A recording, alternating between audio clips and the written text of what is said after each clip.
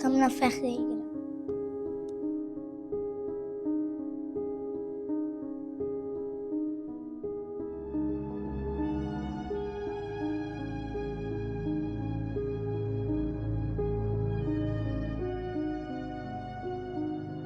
Allah rəhmət etsin bütün şəhidlərimizə.